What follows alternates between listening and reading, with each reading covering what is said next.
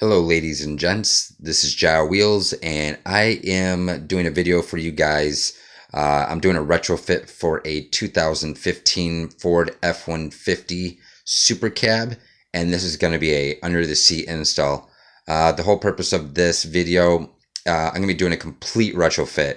So everything I'm doing is going to go from factory to Skar Audio. So for you out there that are familiar with Skar, there's plenty of reviews, different opinions out there, but I figured the only way I could find out for sure what these guys are about is to do everything by them and then see what the total performance outcome will end up being. So let's start with what I'm choosing for subs.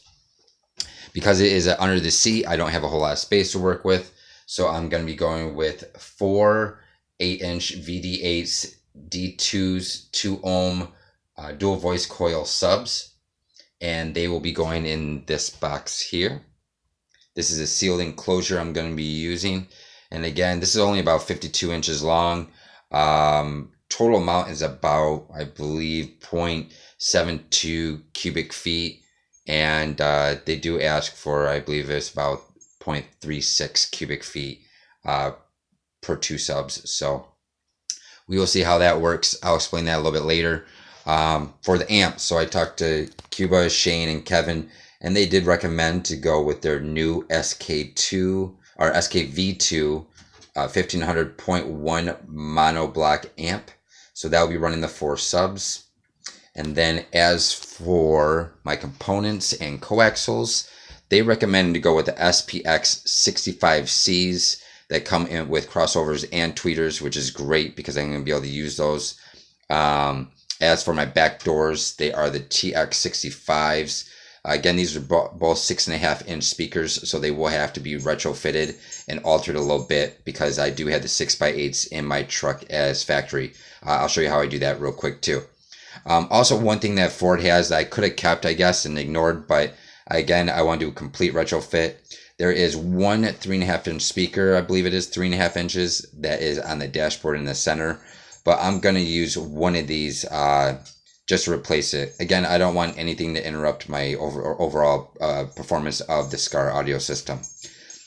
So for all of these, I was trying to figure out what would be a good high-pass amp that I could work with to really make sure I'm doing the correct wattage for these guys.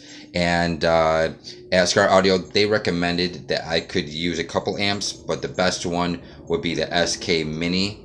That's the SKM 404D, and that is a 400 watt 4-channel full range amplifier.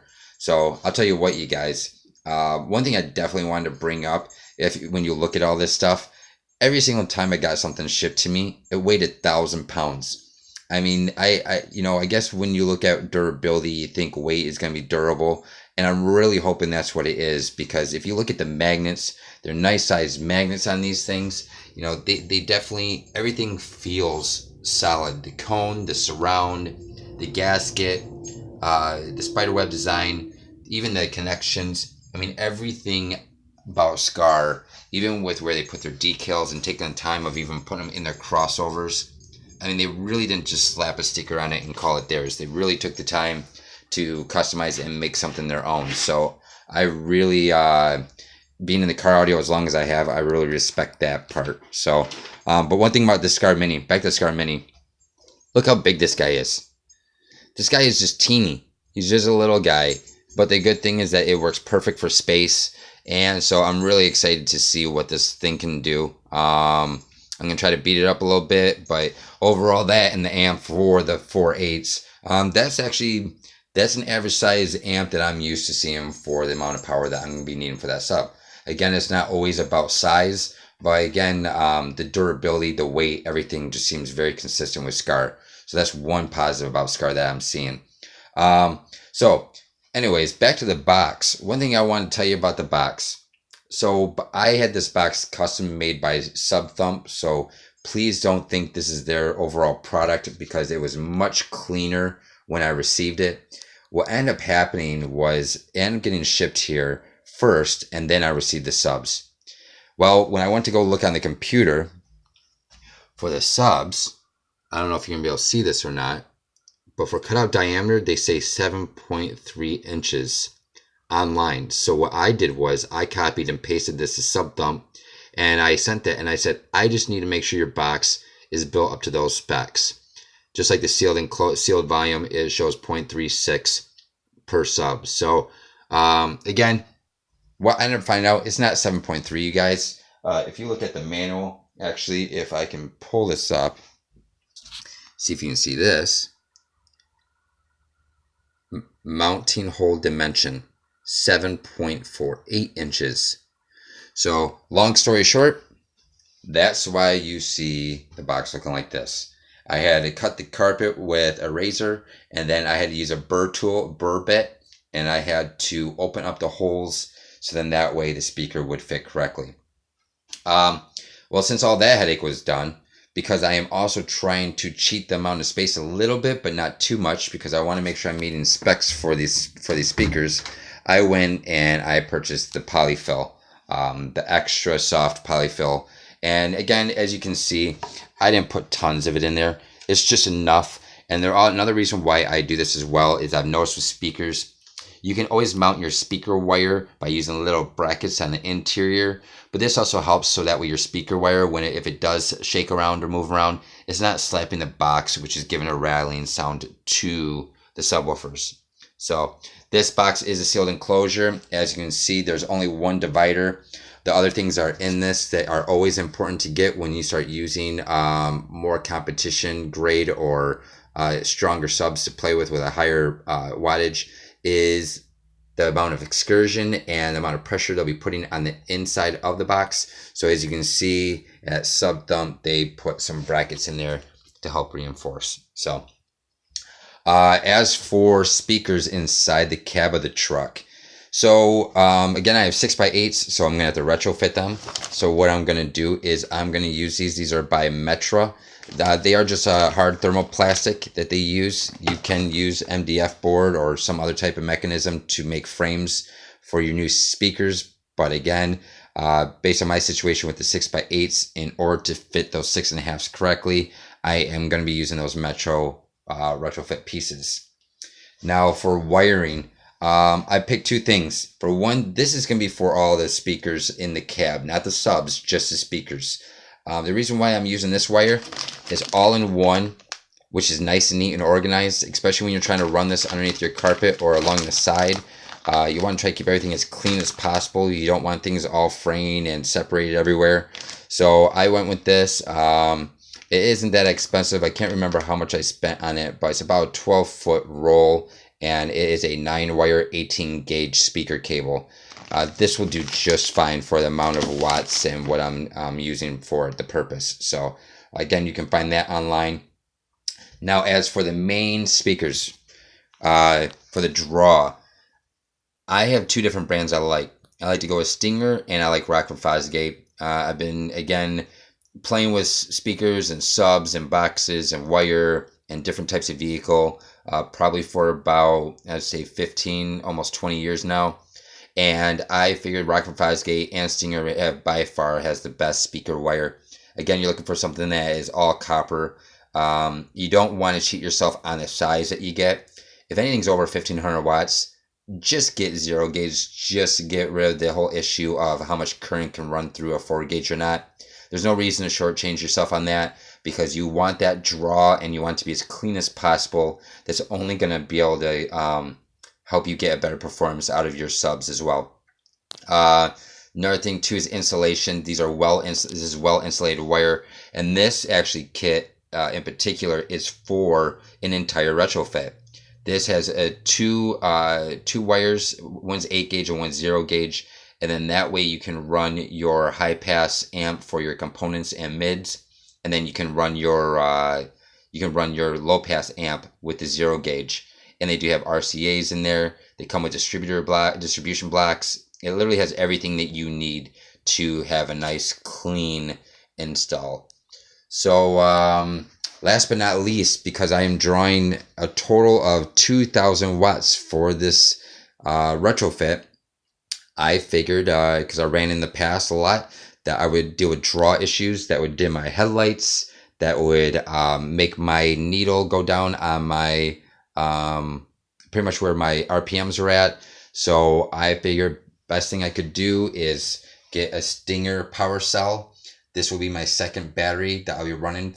But again, I'm only doing about 2,000 watts of power. So it's not extremely high, but it's enough to where I'm going to get that draw.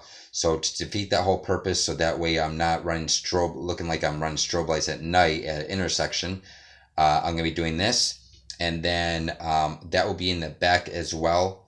And I think that, in my opinion, this is much better than trying to use a capacitor or any of those things that they have out there. I think just get yourself another battery. Make sure you have a good amp. That's another thing.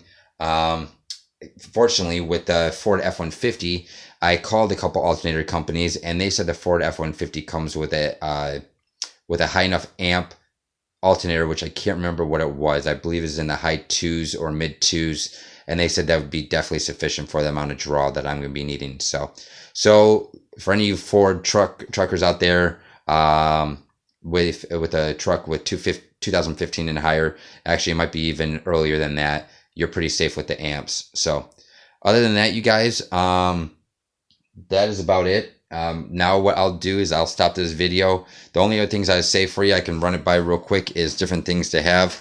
Excuse my ironing board, but I had nowhere else to put this stuff because it's 2 degrees outside. So I use these connectors. I'll show you. You can always buy the actual attachments for your speaker retrofit. But if you aren't buying those and you need to cut wire and make new connections, what I do, because I really don't like using any type of connectors, to be honest with you, I'd rather just cut and use tape or use solder. But these guys work well for your component speakers. You can just use these, make the connection, use a little shrink tube, which I have right here. This little shrink tube you can put over them, and then you can heat it up so it creates a nice seal. But these are good to use for going to your speakers, which only a couple of Skar speakers actually need these. No big deal. These are just those quick disconnects. For the subs, I am using drywall, coarse thread drywall screws. I've tried so many different types of things before for different types of screws, and these are by far the most durable. Here's your little basic. I think this thing was like 13, 14 bucks. Shame on me. I prefer to use these much more, but I end up getting these anyways. So just for fun. And that makes sure you have your connections. This is to apply the polyfill for your sub box. The Super 77 is sticky, tacky. Just make sure you let the box breathe after using this, but it works very, very well. So I wouldn't recommend anything other than that unless you want to use like an Elmer's, but this one works very well, or a 3M, which this is a 3M product. So scissors, that's for the Dynamat. You can use a razor or scissors. This is for the Dynamat as well, just a roller. And then this is for taking apart panels, solder gun. Really basic, you guys. But again, all these are meant for a purpose and makes your install much better. This right here is, if I can pull this out, this is called Murder Mat. So this is a type of Dynamat. Again, it's really not even a type of Dynamat because Dynamat is a brand. This is just a sound deadening product. And again, it's called Murder Mat. It comes in 40 sheets. This will be plenty for a super cab because technically you don't need to be covering the whole entire piece of metal when you're doing sound deadening. It's really how much per surface. There's actually a formula for it, but I just bought plenty and I'm going to play with it and do whatever I need to make sure that I can avoid all the vibration in the truck with the new system. Because I tell you what, the worst thing you could do is spend money and invest in getting a clean system, and then your vehicle rattles louder than your bass. Nothing hot or impressive about that. So other than that, you guys, I'm going to then now install the system, which I will get back to you. I will attach another clip to this, so then that way you can see the before and after. Again, nothing special about what's in it now. It is literally just factory speakers, and it is the Sony system. So thanks a lot, and I'll be back with a follow-up.